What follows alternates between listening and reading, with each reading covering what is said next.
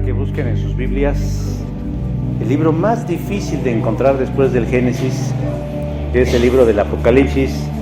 En su capítulo número 2, los primeros 11 versículos, libro del Apocalipsis, ahí sí no hay pierde, ¿verdad? Capítulo número 2, versos que van del 1 al 7 nada más. Apocalipsis 2, del 1 al 7. Ya una vez que lo tengan puestos de pie nuevamente, les voy a molestar a que juntos hagamos la lectura de esta porción de la Escritura sobre la cual versará nuestra meditación de este día.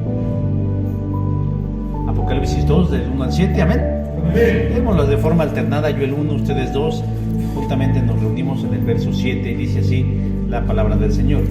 Escribe al ángel de la iglesia de Éfeso, el que tiene las 7 estrellas en su diestra, el que anda en medio de los 7 candeleros de oro, dice esto: Yo conozco tus obras, que tú arduo trabajo y paciencia, y que no puedes soportar a los malos, y has probado a los que se dicen ser apóstoles y no lo son, y has sufrido y has tenido paciencia, y has trabajado arduamente por amor de mi nombre y no has desmayado. Pero tengo contra ti que has dejado tu primer amor. Recuerda, por tanto, de dónde has caído y arrepiéntete, y haz las primeras obras, pues si no, vendré pronto a ti y quitaré tu candelero de su lugar si no te hubieres arrepentido. Pero tienes esto, que aborreces las obras de los hipócritas, los que no tienen la. Todos, el que tiene oído, oiga lo que el Espíritu dice a las iglesias. Al que venciere le daré de comer del árbol de la vida, el cual está en medio del paraíso de Dios. Amén. Pueden tomar su lugar.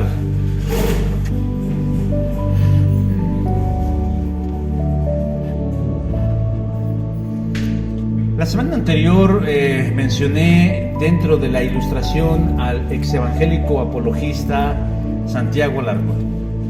Y como perro de presa hoy lo volvimos a agarrar y no lo vamos a soltar. No es cierto. Santiago Alarcón, este exevangélico apologista que ya descubrí que es argentino, convertido al catolicismo, ha seguido su vida y su nueva fe. Pese a que se ha defendido como gato panza arriba de aquellos que lo han atacado de manera inmisericordia. Una manera de defenderse o de justificarse ha sido tratar de convencernos a todos de que todo está bien. Así pues, podemos leer en su red social de Twitter lo siguiente: gente, no estoy pasando por una crisis de fe. Creo que estoy más cerca de Jesús que nunca. Yo no soy un experto en leer entre líneas, pero me parece que el mensaje dice algo más que lo que parece verse o leerse en primera instancia. En primer lugar, si en verdad todo está bien, ¿qué necesidad hay de aclararlo o de precisarlo? ¿Acaso busca que sus todavía seguidores lo apapachen, lo respalden, lo cobijen? En segundo lugar, claro que tuvo una crisis de fe. De lo contrario, no hubiera cambiado del bando de los buenos al bando de los católicos romanos. El haber llegado a esa decisión errada fue el resultado de una crisis de fe.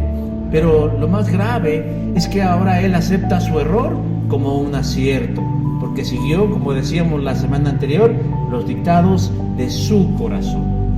Pero por último y tercer lugar, esa palabra creo, cuando dice yo creo, refleja duda o falta de seguridad que quiere ocultarla bajo la frase de ahora estoy más cerca de Jesús que nunca, además de cerrarla con un triple signo de admiración o de exclamación.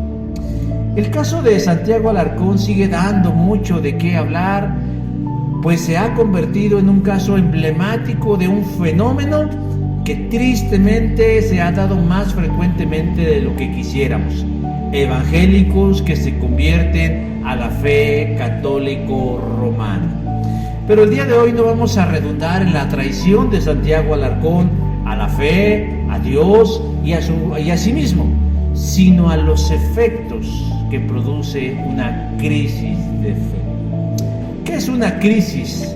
Una crisis es un momento difícil de la vida y en eso todos somos expertos, que se genera por diversas causas y que incide en nuestro ánimo, en nuestros valores y en la visión que tenemos de la vida y de lo que somos. Nos sentimos de capa caída, nos sentimos confundidos, nos sentimos desubicados y sin valor. Y es espiritual. La crisis, cuando lo que sacude esa crisis tiene que ver con nuestro concepto de lo que es espiritual. Pero una crisis de cualquier tipo, pero principalmente la crisis de fe, nos debe conducir de manera irremediable a la toma de una decisión, ya sea favorable o desfavorable en relación a lo que creemos. Pero entonces surgen preguntas importantes que debemos contestar. ¿Qué genera una crisis de nuestras creencias? ¿Cuándo puede darse esa crisis en nuestra vida? ¿Qué elementos intervienen? ¿Qué resulta de eso? Pero más importante, ¿cómo lo resuelvo? ¿Cómo salgo yo de ese agujero? ¿O qué sucede si yo permanezco en una crisis y tomo una decisión equivocada? La respuesta a esta y a muchas preguntas las hallaremos hoy a la luz del pasaje en el libro del Apocalipsis, que contraria a la idea casi generalizada de que el Apocalipsis es un libro futurista, que es en realidad una combinación interesante, Juan escribió este libro para que en sus líneas los creyentes de su tiempo entendieran sus principios y enseñanzas y que trascendiera a las siguientes generaciones y obtengamos de esta la sabiduría para llevar una vida cristiana que honre a Dios y que testimonie sus grandes obras. Por eso, cuando nosotros leamos el libro del Apocalipsis con sus símbolos y su significado, tenemos que hacerlo no a la luz de lo que sucederá en un futuro, sino a la luz de lo que estamos viviendo hoy en nuestra vida. Sobre todo cuando se trata acerca de una crisis de fe. Por eso, hermanos, hoy yo les invito a que nos adentremos en este pasaje y le hagamos 3 preguntas fundamentales acerca de la crisis de fe y que dejemos que el pasaje nos la resuelva de manera puntual.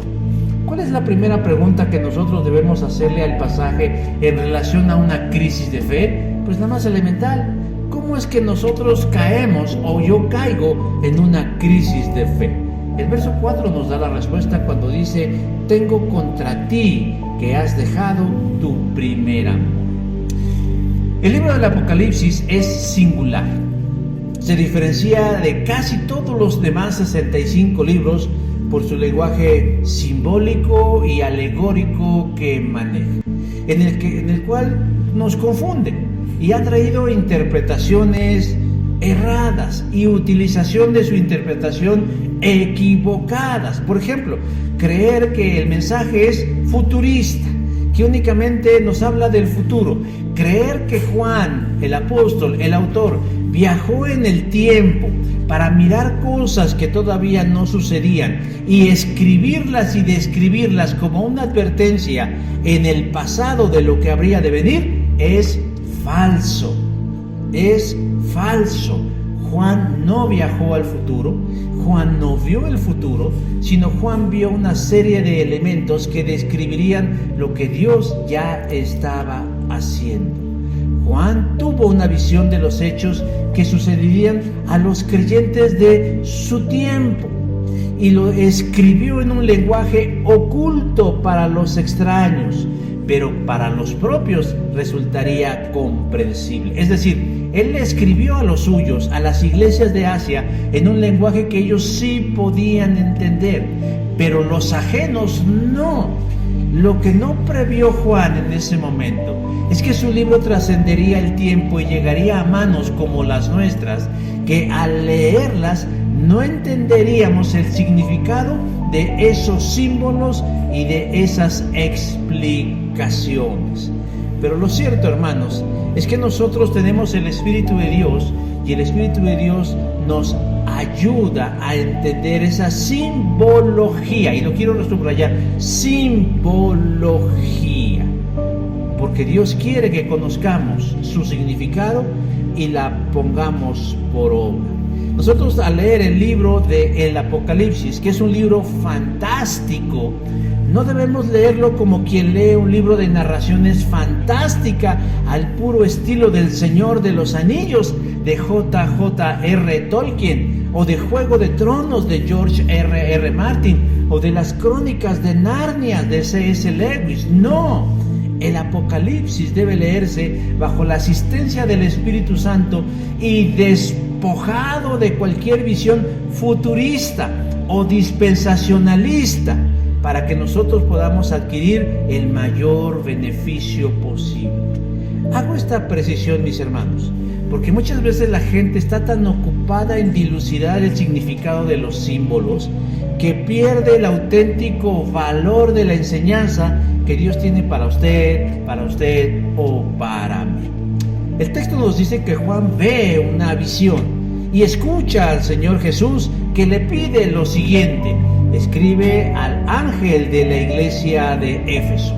A partir del capítulo 2 al capítulo 3, Jesús mandará una serie de mensajes a 7 iglesias de Asia.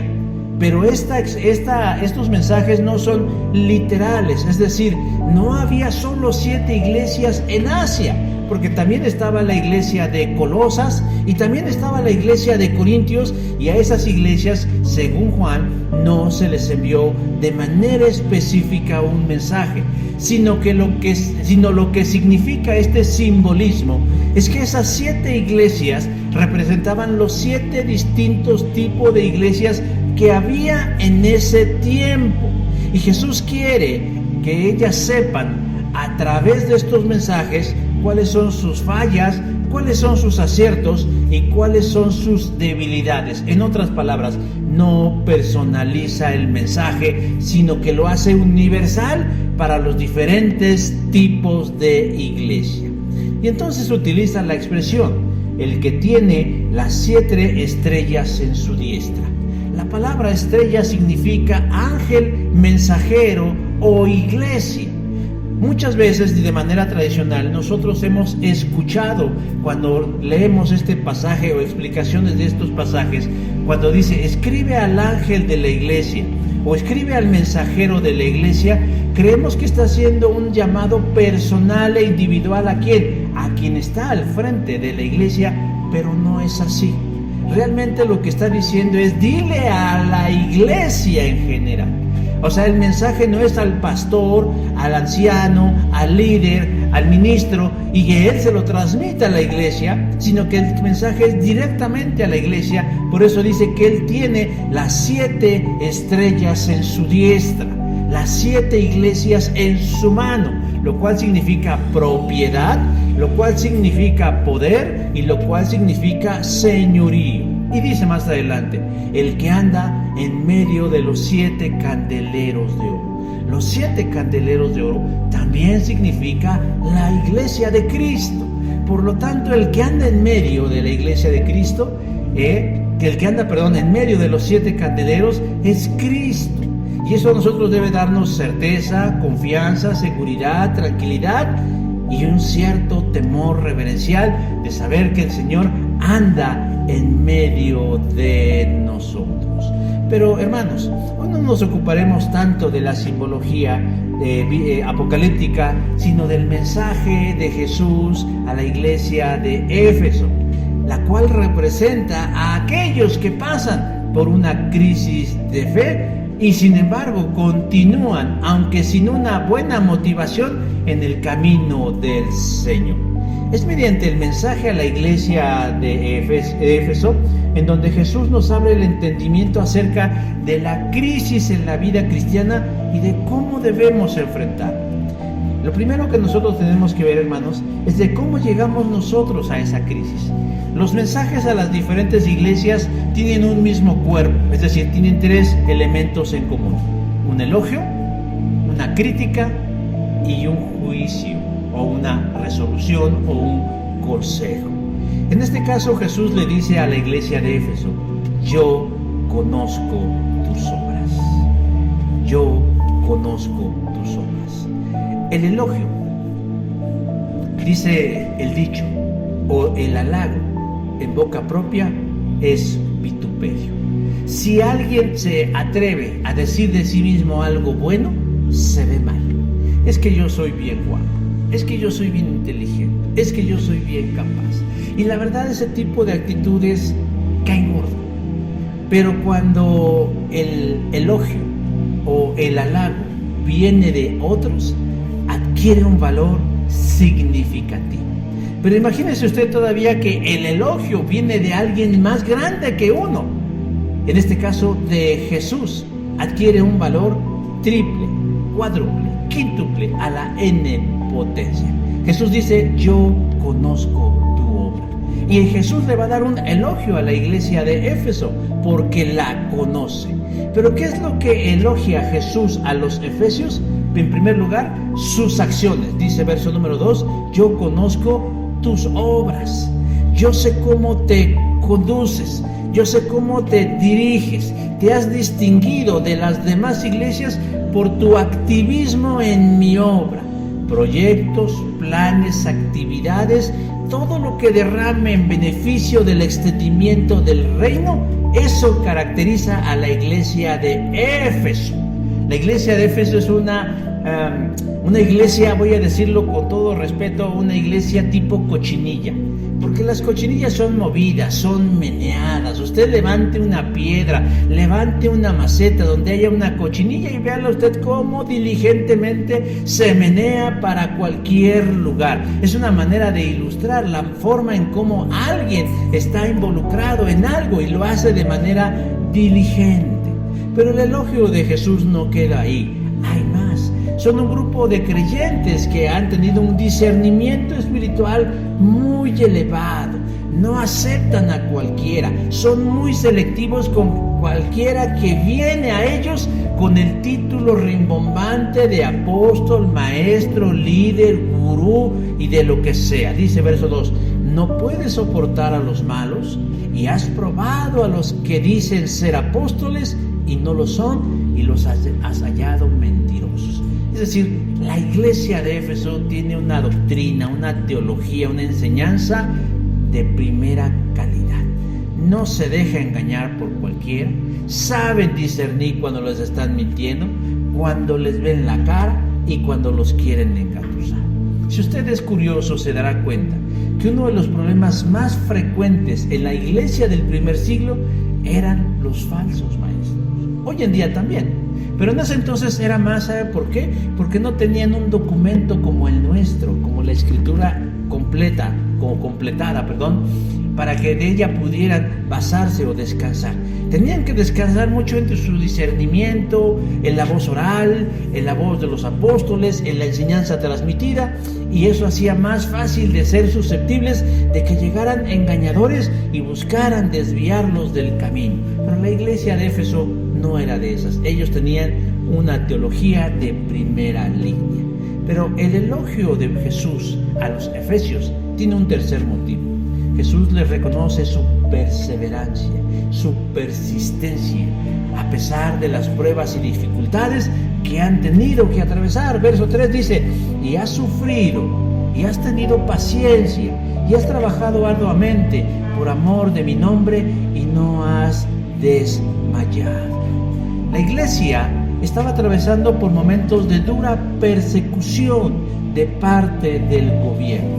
Casi todos los que hemos estudiado la carta o la iglesia de Éfeso sabemos o recordamos que era un centro importante para el comercio, pero también era un centro turístico y religioso harto importante, porque ahí se encontraba el templo de la diosa Diana o Artemisa, diosa o señora de la cacería y diosa de la luna. Y mucha gente iba a visitar el templo de Diana o de Artemisa. Pero con el avance del Imperio Romano se fue dando una mezcla, un sincretismo muy interesante, porque entonces el emperador empezó a tener tintes divinos, empezó a convertirse de un rey poderoso a ser una deidad. Y entonces se empezó a crear un culto al emperador romano, y entonces hubo una fusión entre la adoración a Diana y la adoración al César, y eso permeó en toda la ciudad, y la gente se añadían a esos cultos paganos, y desde luego eso ejercía una gran presión sobre los hermanos que querían mantenerse firmes, que querían mantenerse fieles, que querían mantenerse leales en su fe en Jesucristo. Y había presiones de todo tipo. Pese a todo eso, la iglesia no claudicó, no desmayó, permaneció firme pese a las amenazas incluso del gobierno. Y hay una cuarta razón que Jesús les elogia a los efesios, y se la encontramos en el versículo 6 cuando dice: tienes esto, que aborreces las obras de los nicolaitas, las cuales yo también aborrezco. O sea que la iglesia de Éfeso es la iglesia que muchos quisiéramos tener, que muchos quisiéramos pastorear, en la que muchos quisiéramos estar. Y entonces, ¿cuál es el problema?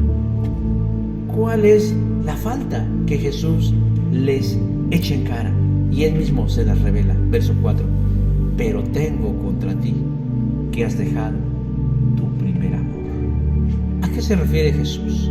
¿Será que ya no aman a Dios? Por el contexto, y lo voy a explicar un poquito más adelante, parece que no es así.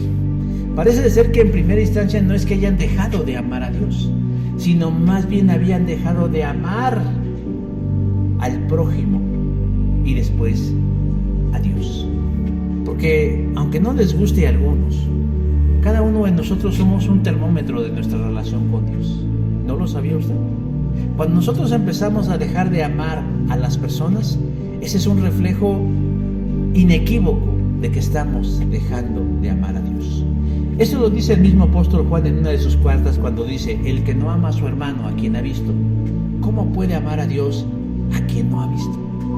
Cuando nosotros empezamos a dejar de amar a las personas, cuando nosotros empezamos a dejar de amar lo que hacemos, cuando nosotros empezamos a dejar de amar el camino del Señor y empezamos a vivirlo por rutina, por herencia, por costumbre, por culpa, por miedo o por cualquier otra cosa que no sea el amor, hacemos lo que Jesús les está recriminando a los efesios: has dejado tu primer amor.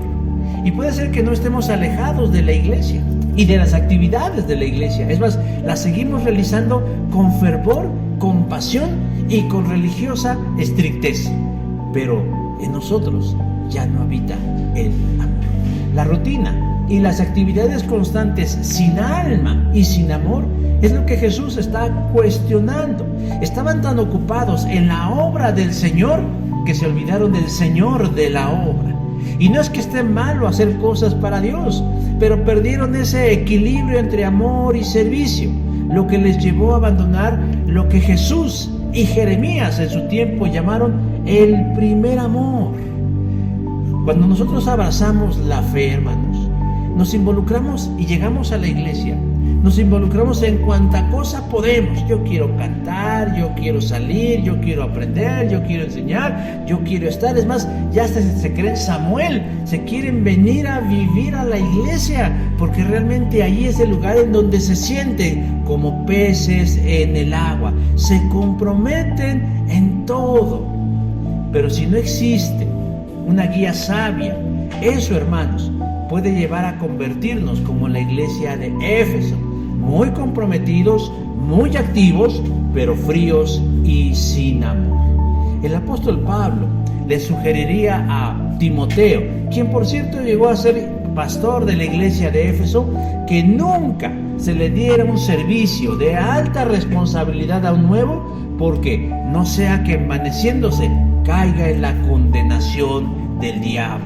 Primera Timoteo capítulo 3, verso 6. Pero muchos y a veces voy a tener que confesarlo, me cuento entre ellos. Queremos aprovechar ese entusiasmo y ese primer amor para que no se apague y los involucramos en tantas cosas como se pueda. A veces ya son el ajonjolí de todos los moles, están en todos los ministerios, están en todas las actividades. Queremos capitalizar ese interés sin saber que eso puede conducirlo a una grave crisis de fe, porque caerá en una fatiga espiritual, abandonando lo más importante, que es la comunión con Dios y el andar con Cristo. Tristemente hemos sabido de muchos casos, más de los que quisiéramos conocer, de personas que son activos en la iglesia, pero después de un tiempo esa gasolina se les acaba y entran en una crisis y resuelven hacerle caso a su necio corazón y retirarse del camino, dolidos, lastimados, maltratados, resentidos. Y oiga, yo he escuchado últimamente en esta red de TikTok videos o testimonios de gente que decían: a mí me lastimaron en la iglesia. No fue la iglesia, fue tu necedad de involucrarte en tantas cosas, dejando de lado lo más importante, que es la relación con Dios. Hermanos, a veces esa gente no se va de la iglesia, muchas veces siguen en una congregación pequeña, a veces nada más como adorno, como bulto, como parte del mobiliario, pero sin vidas, como un zombie, como alguien que está muerto espiritualmente, haciendo las cosas de manera mecánica, por costumbre o por simplemente interés o temor, pero sin verdadero amor y sin vida espiritual. Entonces, ¿qué es lo que nos lleva, hermanos, a una crisis? El olvidar o el perder el amor a Dios y el amor a nuestro prójimo. La segunda pregunta que debemos hacerle al texto en relación a la crisis espiritual es: ¿cómo salgo? ¿No? Pues ya cuando caigo en la crisis espiritual, ¿cómo salgo de la crisis espiritual? Verso 5 nos dice: recuerda. La iglesia de Éfeso, decía yo, es el modelo de la iglesia ideal, trabajadora, activa, estricta y ortodoxa. Y llegar a ese punto, hermanos, le costó a la iglesia de los Efesios tiempo, sacrificio y disciplina, pero lo lograron. Solo que cuando Jesús vino a ellas y vio esas cualidades y se las reconoce, se dio cuenta que no todo era perfecto. Porque ¿quién mejor que el juicio del dueño de la iglesia, porque es un juicio sano y justo, les dice: se han apartado de su primer amor, versículo 4. Y ya vimos que en primera instancia no se referían al amor a Dios, sino el amor hacia el prójimo. Y no fue primero hacia Dios, porque en el verso 3 dice que ellos todo lo hacían por amor de su nombre. O sea, lo que ellos hacían, seguían creyendo en Dios, seguían esperando en Dios, pero su amor hacia los demás se había apagado, al hermano y al prójimo, que generalmente es ahí donde empieza el enfriamiento espiritual, y va avanzando y avanzando y avanzando, al punto que terminamos ni siquiera amando a Dios. Hace tiempo leía yo una frase que decía algo más o menos así, y que me hizo pensar acerca de este tema de estar y de dejar de amar. Si la teología que practicas no te lleva a amar más a las personas que te rodean, entonces tienes la teología equivocada. No importa qué tan perfecta o ortodoxa sea, pero si la creencia, la enseñanza que tú estás adquiriendo referente a Dios no te lleva a amar a las demás personas, entonces estás en la enseñanza equivocada. Y no solamente estás en la enseñanza equivocada, sino además tienes el corazón equivocado. Los efesios se habían sacrificado mucho por llegar a ser ese tipo de iglesia que cualquier pastor se sentiría orgulloso de guiar. Pero en medio de sus esfuerzos tuvieron que sacrificar cosas como el amor. Dejaron de lado las relaciones significativas. Se veían únicamente para el ministerio y abandonaron la convivencia con fines de amor. Hermanos de la Iglesia Bautista Dios es Amor, quítense la dominguitis. Todo lo quieren hacer en domingo. Todo lo quieren hacer el domingo. pero podemos ser familia el lunes, martes, miércoles, jueves, viernes, sábado. Porque si no, estaremos destinándonos, hermanos, a abandonar el primer amor. Otro aspecto que pudo llevar a los efesios a dejar el amor de Dios es adherirse al odio santo. ¿Sí? Al odio santo. Jesús les reconoce en el verso 6 a ellos que aborrecen las mismas cosas que Él aborrece, las obras de los nicolaítas. Y aquí entramos en un terreno espinoso. No voy a detenerme mucho a explicar acerca de si Jesús odia o no, pero lo cierto es que Jesús dice que los efesios aborrecen las mismas cosas que Él. ¿Y qué es? Las obras de los nicolaítas.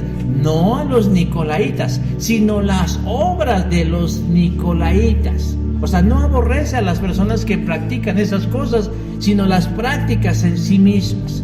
Y hasta cierto punto Jesús dice, está bien que las aborrezcan porque lo que hacen está mal.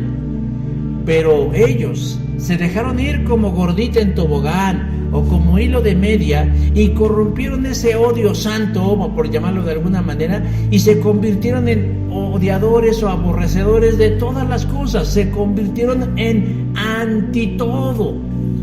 Anticatólicos, anti-gays, antiprogresismo, antipersonas, anticulturas, antisociedad y bla, y anti todo. Y llegó un momento en que veían a todos con recelos, a los paganos, a los gentiles, a los que no son convertidos, a los que no son como yo, a los que están extraviados, a los engañados, etcétera y etcétera. Y se corrompió todo eso y se convirtieron en personas juiciosas, duras en sus apreciaciones, convirtiéndose en anti todo, mirando a los demás por encima del hombro e inmerecedores de la gracia de Dios. Pero Dios no solamente nos da el diagnóstico de la enfermedad, sino también nos da el remedio de la enfermedad. Y Jesús dice que nosotros, si nos encontramos en esa condición, debemos implementar 3 acciones fundamentales. La primera de ellos, recordar. Dice verso 5, recuerda por tanto de dónde has caído. Hermanos, recordar es un ejercicio interesante. Traer a la memoria hechos del pasado al presente es muy terapéutico, sobre todo cuando se trata acerca del amor que sentíamos por los otros. Jesús los exhorta a recordar lo que está atrás. No es malo recordar lo que está atrás, sobre todo aquello que resulta relevante, que es bueno y que habla de bonitas experiencias. La iglesia de los Efesios no siempre fue así de sangrona y de payasa. En el tiempo pasado fue una iglesia muy amorosa. Pablo fundó la iglesia de los Efesios en su 3er viaje misionero. Y Lucas, en el libro Hechos de los Apóstoles, nos cuenta lo afectuosos que eran los primeros cristianos de Éfeso. ¿Tiene duda? Le recomiendo leer Hechos capítulo 19 del 10 al 20 y del 30 al 31. Y Hechos capítulo 20 del 17 al 38. Pablo, en su carta escrita a los Efesios, les reconoce también esa característica que los distinguía. Dice Efesios 1:15, he oído de la fe que ustedes tienen en el Señor Jesús y de su amor para todos los creyentes. O sea, que en algún momento ellos fueron amorosos con otras personas. Y Juan les dice, bueno, Jesús a través de Juan en su revelación de Apocalipsis le dice, recuerda de dónde has venido. Hermanos, cuando estamos en una crisis de fe, lo primero que tenemos que hacer es traer a la memoria las cosas buenas de nuestro andar en Cristo. Si tenemos conflicto con alguien por alguna razón, recordemos que hubo un momento en el que amábamos a ese alguien y que teníamos sentimientos de afecto y de aprecio, e identificar y preguntarnos ¿qué cambió? ¿Qué fue lo que hizo que yo dejara de amar a estas personas? ¿Fueron los muchos afanes de la vida? vimos algo que no nos gustó. Eso que no nos gustó realmente es trascendente o importante. Lo aclaré, o sea, lo dije, lo expresé, se lo dice saber a la persona. Pero si no se lo expresé, ¿por qué no lo hice? ¿No valía para mí esa hermandad en Cristo? O sea, hay una serie de preguntas que debemos plantearnos cuando recordemos, cuando queremos huir de algún lugar y decir, pues no, yo los amaba antes, no, yo hasta los recomendaba, no, hasta les decía a los demás, oye, ves que en esa iglesia el amor de Dios brota así como la hierba, tan natural y tan espontánea. Alguna vez tuvimos el amor de Cristo en el corazón por ellos, pero algo los ahuyentó. Y eso es lo que nos pide Jesús. Rememora eso y tráelo a este día para sanar tu corazón. Pero la segunda cosa que nos dice Jesús que debemos hacer para salir de una crisis de fe es, nos exhorta ¿a qué? Al arrepentimiento. Arrepiéntete. La palabra de la que se traduce arrepentimiento es la palabra griega metanoia, que significa cambio de manera de pensar y por consecuencia cambio en mi manera de actuar. No solo se trata de sentirnos mal, ese es remordimiento. Cuando yo hago algo malo y me siento mal, eso es un remordimiento, no un arrepentimiento. Un arrepentimiento es algo más profundo porque tiene que ver con cambiar mi manera de pensar. Si yo en el recordar me doy cuenta que la verdad la armé de tos por algo que no era tan trascendente, ¿qué tengo que hacer? Cambiar mi manera de pensar. Y en un acto de humildad de decir, caray, el que la regó fui yo. No fue la iglesia, no fue el pastor, o tal vez sí fue la iglesia y sí fue el pastor, pero yo soy cristiano y habita en mí el Espíritu de Dios y por lo tanto tengo la responsabilidad de actuar como tal. Dicen los expertos que la palabra metanoia tiene un origen bélico en los ejércitos antiguos que se utilizaban para cuando un batallón de soldados o guerreros iba en una dirección determinada y querían cambiar de dirección, les gritaban metanoia y entonces todo el cuerpo de soldados cambiaba de dirección. Es un cambio de manera de pensar, es un cambio de manera de actuar, porque hay que reconocer que se está mal. Hermanos, el primer paso a la libertad y a la sanidad interior es reconocer que algo está mal en uno, no en los demás. Si en los demás está mal, eso es problema de ellos. Pero si yo me siento mal, yo tengo que reconocer que parte de mí está mal y tengo que cambiar. Porque negar las cosas nunca ha servido de sanidad. Y luego hay que decidir cambiar de manera de pensar y direccionarnos nuevamente a lo que Jesús nos está diciendo. Hermanos, curiosamente, la palabra metanoia se repite 2 veces en esa pequeña porción de la Escritura. Jesús la dice 2 veces, por lo tanto debe ser algo importante el arrepentimiento. Ahora, la tercera cosa que nos dice el texto para salir de la crisis es: haz las primeras obras. Versículo 5. Vuelve a hacer eso que dejaste por amargarte y que te daba gozo y entusiasmo. En el recordar nosotros tenemos que traer a la memoria y decir, bueno, ¿qué hacía yo que me hacía sentir tan bien? Pues levantarme temprano y ir con una gran expectativa al servicio y buscar mis mejores galas para ir a adorar al Señor. Eso me generaba endorfinas, entusiasmo, gozo, alegría. Hay una frase que se le atribuye a la Madre Teresa de Calcuta y creo yo ilustra perfectamente lo que quiero decir. Si extrañas lo que hacías antes, vuelve a hacerlo. Si extrañas el andar con Cristo, búscalo. Si extrañas encontrar en la Escritura significado, vuelve a leerla. La Biblia es el único libro que podemos volver a leer, no 1, 2, 3, 4, 5. Es más, si usted quiere ponerse retos, léala en otra versión, en otra traducción. Yo ahorita estoy leyendo toda la Biblia en la Nueva Traducción Viviente. Ya la leí en la Reina Valera, ya la leí la traducción en lenguaje actual. La estoy leyendo ahora en esta y hay porciones distintas en varias. El chiste es que no perdamos el entusiasmo. ¿Qué les impide, hermanos? ¿Qué le impediría a alguien volver a hacer lo que nos hacía sentir bien? ¿El orgullo? ¿La vergüenza? ¿El dolor? ¿O qué es? Pero lo que sea, hermanos, quítelo y que nada nos impida volvernos al gozo de nuestro Señor. La tercera cosa que debemos preguntarle al pasaje en relación a la crisis espiritual es, bueno, ¿y qué pasa si como resultado de la crisis espiritual hago lo contrario de lo que Dios espera que yo haga? Verso 5, quitaré tu candelero de su lugar. Dios nunca nos va a obligar a hacer algo, hermanos. Nos va a dar del Espíritu, pues si es que lo tenemos, y este Espíritu no nos dejará en paz y nos estará persuadiendo hasta lo sumo, hasta que tomemos la mejor decisión. Estará ahí como cuchillito de palo el Espíritu diciéndonos, haciéndonos sentir incómodos, haciéndonos sentir mal. Nos vamos a sentar de un lado, nos vamos a sentar de otro, nos vamos a acomodar de un lado, nos vamos a acomodar de otro, nos vamos a acostar, nos vamos a parar. No vamos a caber en el mundo, pero el Espíritu te va a estar diciendo lo que ya te ha venido diciendo a lo largo de este día. Y existe la probabilidad, hermanos, de que no le hagamos caso, de que endurezcamos el corazón.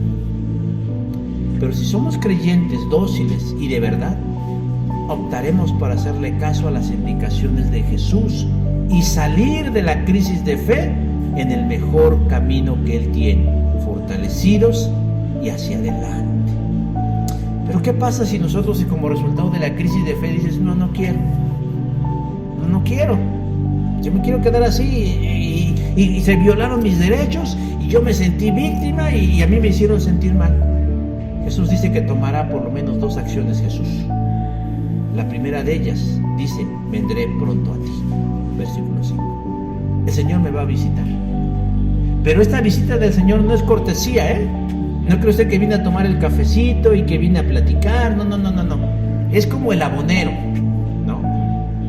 Como el que les viene a cobrar eso que deben y que no queremos abrir. No sé por qué, por alguna razón me caí en un canal de embargos. Qué cosa tan horrible, ¿no? Qué cosa tan espantosa saber que la gente les toca la puerta y resulta que es un abogado con un guardia o varios policías y todos dispuestos a quitarle sus cosas a alguien. Y es interesante la gente cómo se defiende. Primero se niega, no hay nadie. Pero como ya llevan un mandato judicial y la orden de un juez, tienen que romper cerraduras. Y tienen que entrar con toda la fuerza de pública y hacer valer un embargo. Qué triste visita es esa. Cuando el Señor Jesús dice, vendré a ti pronto, no es una visita de cortesía, sino de juicio. El Señor viene a traer juicio a mi vida.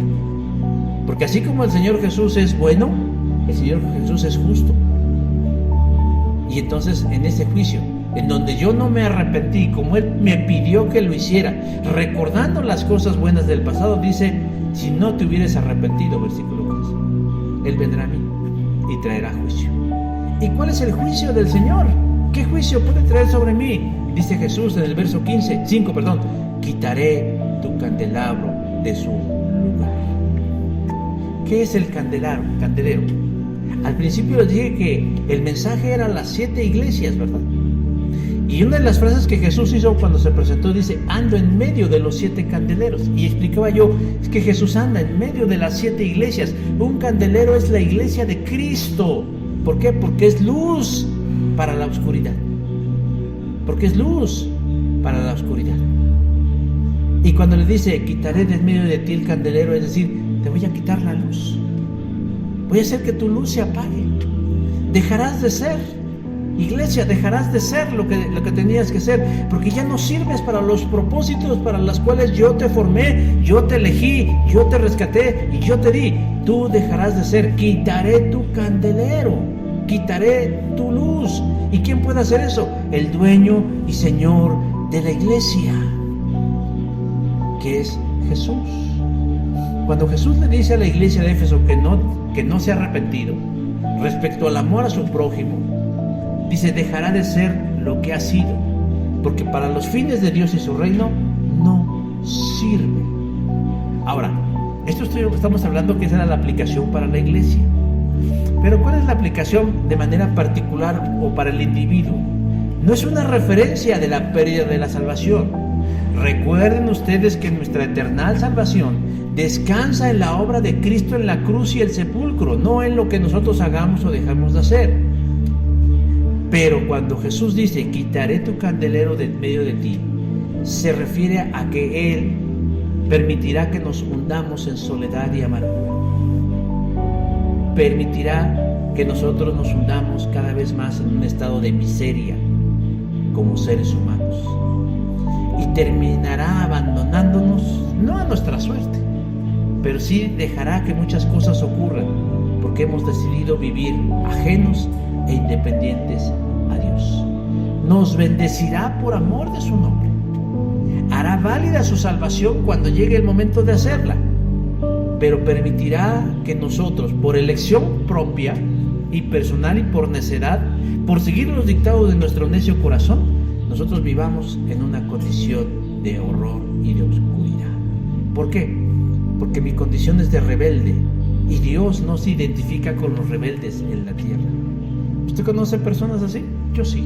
Tristemente sí conozco personas que militaron en la fe de manera entusiasta, de manera apasionada, de manera vehemente, comprometida, pero solo por no resolver de la manera en como Dios quería que resolvieran un conflicto o una crisis de fe, hoy viven vidas miserables. Su luz se apagó, su luz se extinguió. La iglesia de Éfeso escuchó el mensaje de Jesús a través de Juan. Ahí hizo un cambio. Y sabemos que continuó durante muchos años. El mensaje de Juan debió haberles llegado por ahí, pues sí, a finales, bueno, a mediados, un poquito más, 3/4 del siglo I. Y la iglesia permaneció mucho tiempo. Pero nos dice la historia que ella recayó en eso y a mediados del siglo XIV la iglesia de Éfeso desapareció. Dejó de ser. Su luz se extinguió, se apagó. ¿Quién se perjudicó? Pues ellos.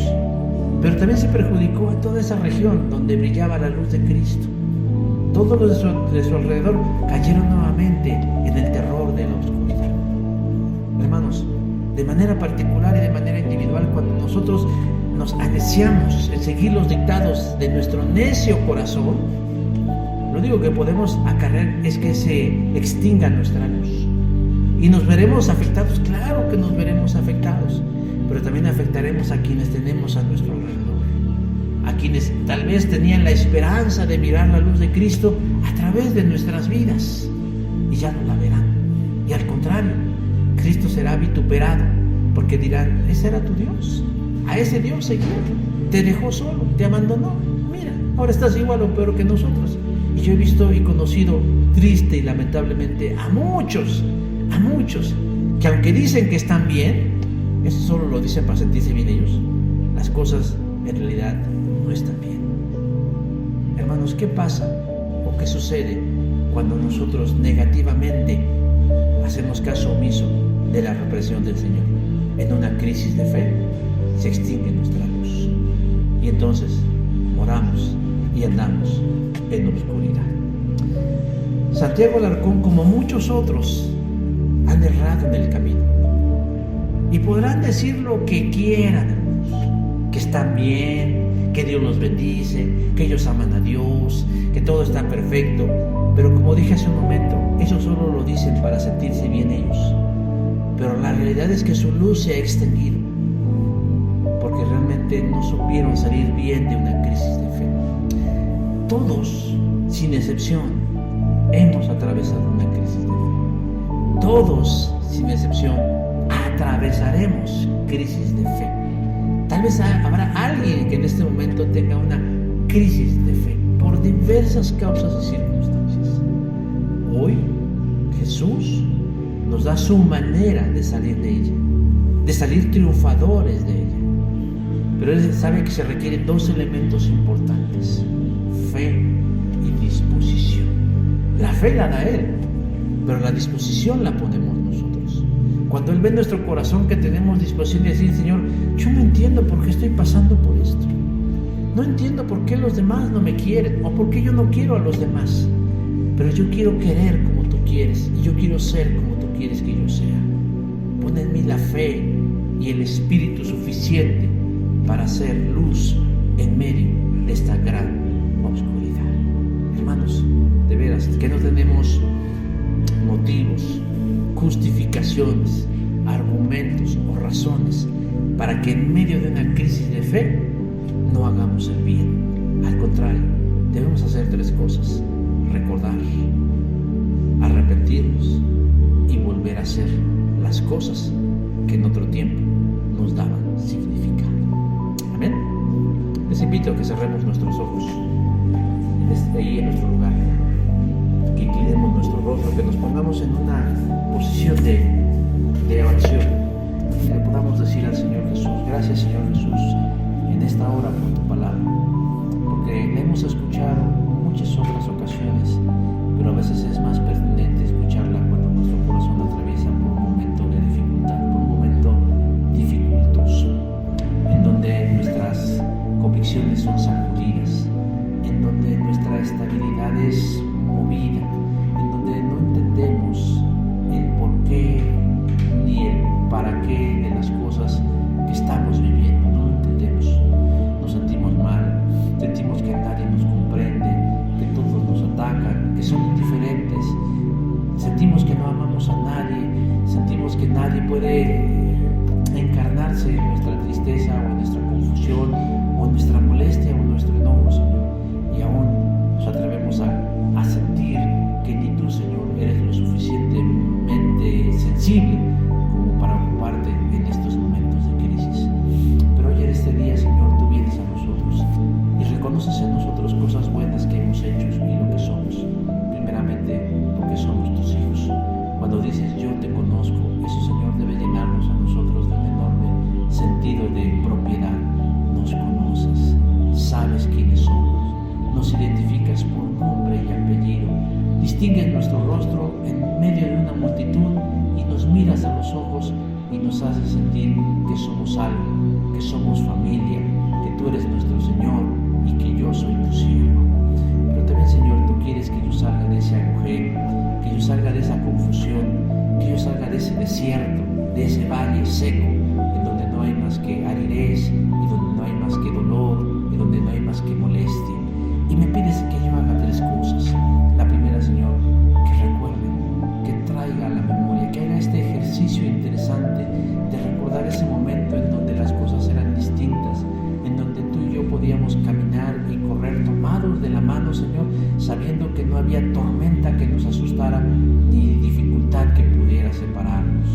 Dios, también me pides que me arrepienta.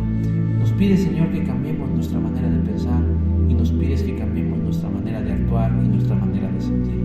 Ayúdanos y condúcenos, Señor, a eso, a ser lo suficientemente humildes y sencillos como para reconocer que el problema está en uno y no en los demás. Que cada quien cargue con su responsabilidad, que cada quien cargue, Señor, con su culpa, que cada quien cargue, Señor, con su pesar, pero yo cargo con la mía, Señor, y te decimos hoy día, Señor, queremos ser lo que éramos antes.